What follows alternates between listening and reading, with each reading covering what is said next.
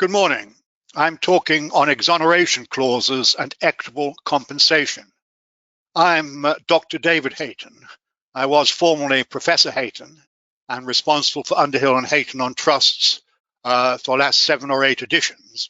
And the last 14 years, I was a judge on the Caribbean Court of Justice before becoming a legal consultant with Lennox Paton here in Nassau. And we're lucky in one sense. There are 2 significant cases that have come out in recent times that are very useful in explaining the scope of exoneration clauses and of equitable compensation.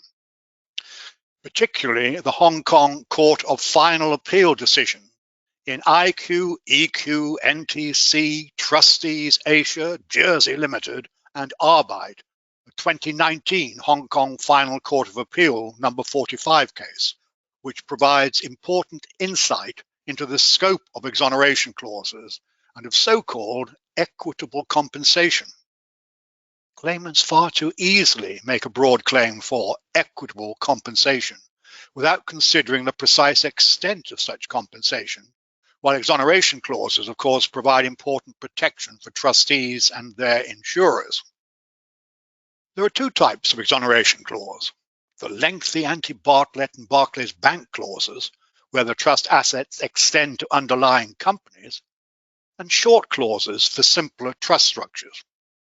Focusing first on short exoneration clauses, their scope was usefully examined and clarified relatively recently in SOFA and Swiss Independent Trustees SA, 2019, EWHC 2071 Chancery.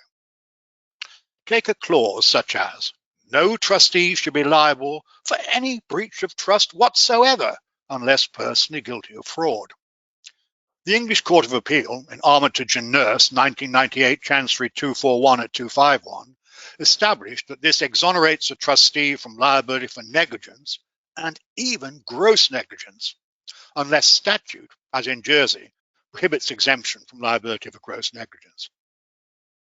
Now, such short clause may even exonerate a trustee who deliberately commits a breach of trust. In SOFA, the judge followed Lord Justice Millett, who had stated in Armitage, by consciously acting beyond their powers, as for example by making an investment which they know to be unauthorized, the trustees may deliberately commit a breach of trust.